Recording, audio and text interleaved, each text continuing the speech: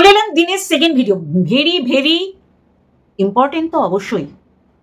মানে ডে 1 থেকে আমরা মানে আমার মতন যারা বুঝেছিল যে এই কথাগুলো মিথ্যে শুধু নয়, অপপ্রচার, আর অপপ্রচার ভীষণভাবে ক্রাইম আমি মনে করি। তুমি মিথ্যে বলছো, হ্যাঁ কে না, না কে হ্যাঁ, ঠিক কে ভুল, ভুলকে ঠিক।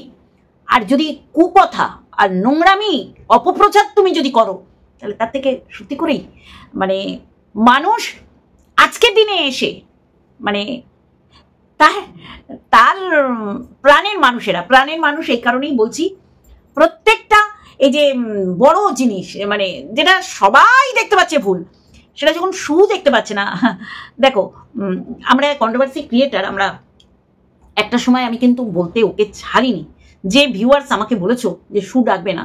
দেখো শু ডেকেও তো আমি সমালোচনা করতে পারি, তাই না?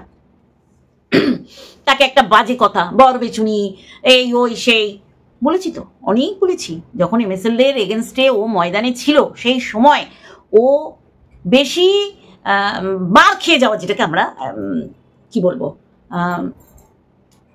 ভীষণভাবে বার খেয়ে ও যে ভিডিও করতো MSL এর এগেনস্টে, তার আগে অবশ্যই করে ক্ষুদিরামের কথাটা চলে এলো।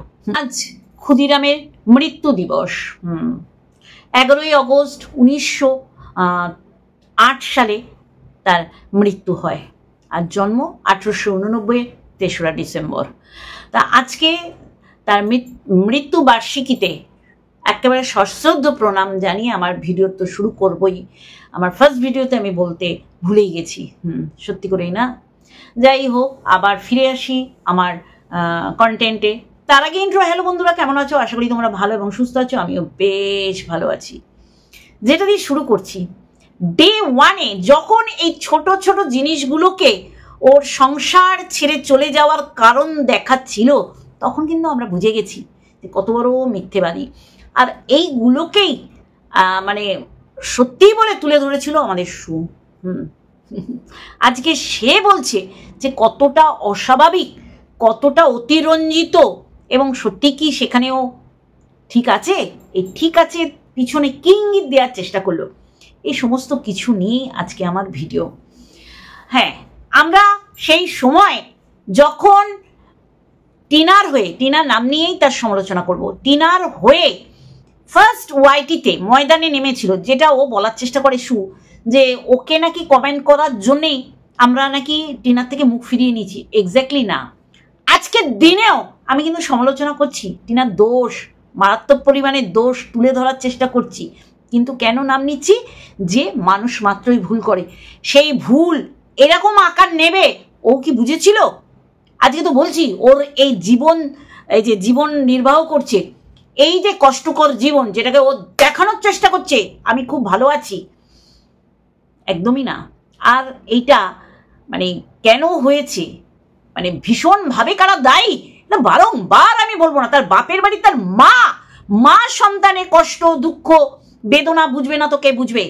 আর যেখানে আমরা বুঝেছি যে পেস্ট ইউজ করা, বেসিন ইউজ করা, টিভির রিমোট ইউজ করা, এইগুলো কত বড় মিথ্যাচারিতা ও করেছে। আজকে শুয়ে মুখ দিয়ে বেরোচ্ছে যে এগুলো সব অস্বাভাবিক। এক্স্যাক্টলি তাই। আমরা কিন্তু এই জায়গায় প্রতিবাদ করেছিলাম, আমার কথা বলছি, ভীষণভাবে প্রতিবাদ করেছিলাম। আজকে ওকে সুবুদ্ধি দিচ্ছি যে বাকি জীবনটা এইভাবে কাটালে ঠেঙা কিচ্ছু হবে না। কেউ নেই ওর আপনজন। তার আপনজন বিয়ের পর সব মহিলাদের হয় শ্বশুরবাড়ি, সেটা যখন সে ত্যাগ করেছে, তাহলে বাপের বাড়ির ইন্দনই বলবো। সেই রাতেই যদি দুটো থাপ্পড় মেরে, আমি বলছি না ফিজিক্যাল হতে, বুঝিয়ে তার দাদার মা যদি সেই বাড়িতে রাখতো, আমার মনে হয় না এই দিনটা দেখতে হতো। পরন্তু আপনারা বুঝবেন যে ও কেন থাকতে চায়নি, কারণ ওর সমস্ত গোপনীয়তা, যেটা ও মনে করেছিল, এই নোংরামোটা হয়তো কেউ জানছে না, তার হাজব্যান্ড জেনেছে। আজকে হাজব্যান্ডের চোখের দিকে তাকিয়ে ও কোনো কথাই বলতে আগামী দিনগুলোতে পারতো না। এই সমস্ত নিয়েই সে সিদ্ধান্ত নিয়েছিল যে এখানে সে থাকবে না। আর এই থাকবে না পিছনে কি কারণ দেখিয়েছে, যে শ্বশুরমশাই ওর বাবা তুলেছে, তার মানে ছেলের মা, বাচ্চার ঠাম্মি, তাদের মাঝখানে শুতো। এবার দেখো, আমার যদি দেখো, এটা তো হতেই পারে স্বামীর খিদে শারীরিক চাহিদা বেশি হতে পারে, বা বইয়ের হতেই পারে। এইগুলো প্রতিবন্ধকতার সৃষ্টি করতে পারে না যদি আমরা আলোচনা করি যে ঠিক আছে, তাহলে সেই জায়গায় বাচ্চা তো হলো, ঠিক আছে, বাচ্চা হয়ে যাওয়ার পর কি শারীরিক চাহিদা নষ্ট হয়ে যায় না? সমস্ত কিছুই আলোচনার মধ্য দিয়ে হয়। কিন্তু ওই যে বললাম, হাতে পয়সা পেয়ে গেলে আর মাথা ঘুরিয়ে দেওয়ার মতন যদি কুবুদ্ধি কেউ দিতে পারে, তাহলে তো এরকম হবেই। পকেট ভর্তি পয়সা আর পেট ভর্তি অশিক্ষা। আজকে কোথায় ওকে টেনে নিয়ে গেছে। আজকে একটা সিনেমার টাইটেল ওকে দিতে হচ্ছে নিজের ভিডিওর টাইটেলে। যাই হোক, এইগুলো নিয়েই আজকে আলোচনা, যে সেই দিনও বিশ্বাস করিনি এই কথাগুলো, কারণ কংক্রিট কিছু দেখাতে পারছিল না। এমন হতো বাচ্চার বাবার ক্যারেক্টার লেস, সেই কারণে ও বেরিয়ে গেছে। তাও বলবো, স্বামীর ক্যারেক্টার লেস যদি ও পেত, হ্যাঁ, বউ থাকতে অন্য নারীর সান্নিধ্যে ও দেখেছে, তাহলে ওর একটা ভালো স্ট্রং একটা মানে কি বলবো, তাদের দোষারোপ করার একটা ভালো কন্টেন্ট বা প্রমাণ তার কাছে ছিল। কিন্তু সে, আমরা তো বুঝতেই পারছি যে ও কি ভুলটা করেছে। আজকে কিছু গোপন কথা, গোপন তথ্যই বলবো, তুলে ধরলো কে? আমাদের সু। এক্স্যাক্টলি তাই। এই যে ও যে কথাগুলো বলে আমাদের ভুজুং ভাজুং দিয়ে বোঝানোর চেষ্টা করেছিল ও ফ্ল্যাটে একা আছে, আজকে কত বড় মিথ্যেবাদী প্রমাণ হয়ে গেছে।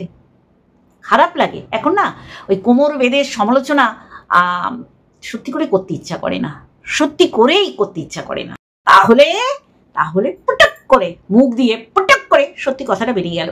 আমরা জানি তো, দেখো, আমরা বাচ্চার বাবার যখনই ভুল ত্রুটি দোষ ভুল ত্রুটি যখন দেখেছিলাম, তখন বলছিলাম, এমন না তাকে এখন আদা জল খেয়ে তার পিছনে পড়ে গেছিলাম। এক্স্যাক্টলি, এক হাতে তো তালি বাজে না। কিন্তু সেই সময় দোষের দাড়িপাল্লাটা নিচুতে যার নেমে গিয়েছিল সেটা হচ্ছে টিনা, এটা মানতেই হবে। আজকে তার এই গল্পগুলো, এই যে পেস্ট নেওয়া, বেসিন খোলা, রিমোট টিভি চালানোর বিষয়টা, এই ছোট্ট ছোট্ট কারণগুলো, তখনই আমি বুঝে গেছিলাম এই কারণে 5 বছর লেগে গেল বুঝতে যে এই শ্বশুরবাড়িটা ভালো না, তাই না? সত্যি করেই। তারপরে আমরা তো বলেছি উশৃঙ্খল জীবনযাপন, মাত্রা অতিরিক্ত বাইরের খাবার খাওয়া, মুখ বন্ধ করে রাখার জন্য, ওখানেই একটুখানি ঘুমানো খাওয়াটা ঠিক সময় পাওয়া। কারণ ওর তো, আমরা তো দেখেছি যে অভ্যেস করে ফেলে যে ভোরবেলায় উঠবো বা বেলায় উঠবো, তারা সেখান থেকে পট করে বেরিয়ে আসতে পারে না। তাহলে এইগুলো এখন সবার কাছে পরিষ্কার যে ও বেলা করেই ঘুম থেকে উঠতো, আর সেই বেলা করে ঘুম থেকে উঠে কোনো কিছু যেন না করতে হয়, এই জন্যে তার বাপের বাড়িকে টাকা পয়সা দিয়ে কেনাকাটা করে ঠান্ডা রাখতে হতো, তাই না?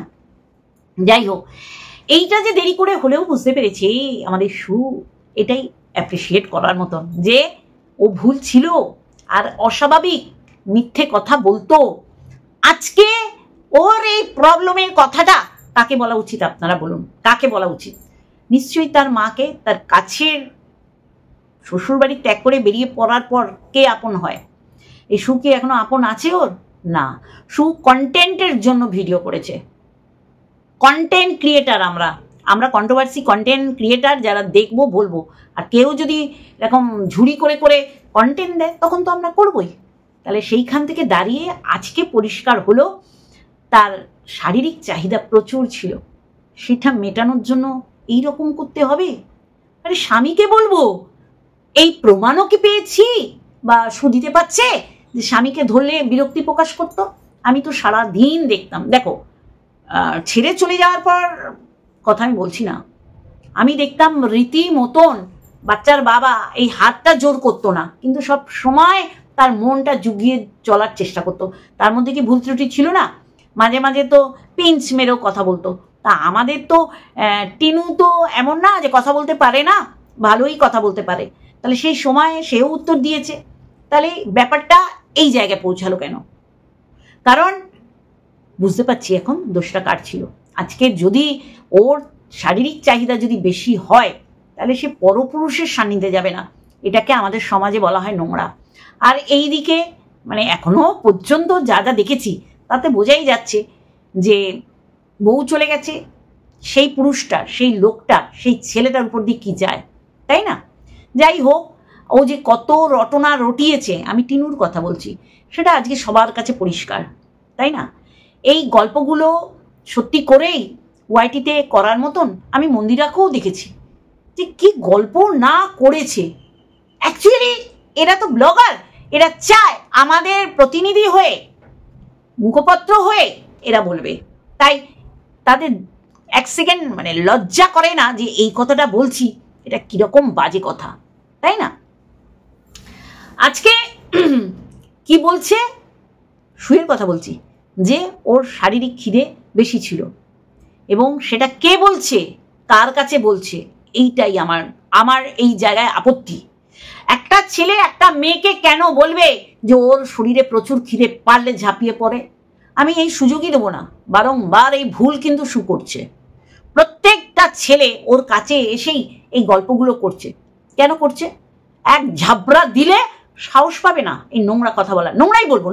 নিজের স্বামী বললে অন্য কথা, পরপুরুষ এসে বলছে, তাহলে ও তো সমস্ত ফায়দা নিয়েছে।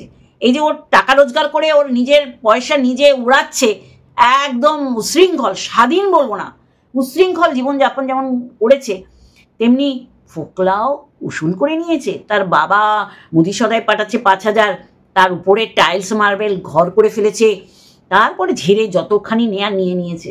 তাহলে ওর জীবনে তো কেউ পারফেক্ট না। ওর আজকে টাইটেলের উপর বললাম, পারফেক্টটা কে? পারফেক্ট ও না কারোর জন্যে, তাই না? হ্যাঁ, দুটো বল, হ্যাঁ, একটা অলিখিত আর একটা লিখিত, মানে একটা আইনত, একটা মানে আইনের বিপক্ষে গিয়ে বিরোধিতা করে। তাহলে সে এখন যদি এরকম বোঝায় যে সমস্ত অঙ্গীকার, সমস্ত মিথ্যে প্রতিশ্রুতি, আজকে তো এইটা হবেই। আজকে আমি বলবো, দেখো, ডিভোর্স মিমোর্স রাখো, সে হবেই, ওরও জীবন দরকার, এরও জীবন দরকার। কথা হচ্ছে এই যে সন্তান, এ তো সবই বুঝবে একটা সময়, মায়ের প্রতি এর ঘৃণা কোন লেভেলে নামবে, এইটা চিন্তা করে ভীষণ খারাপ লাগে। সন্তানের থেকে যদি মা বাবা অপমানিত হয়, এর থেকে দুঃখের কিছু নেই।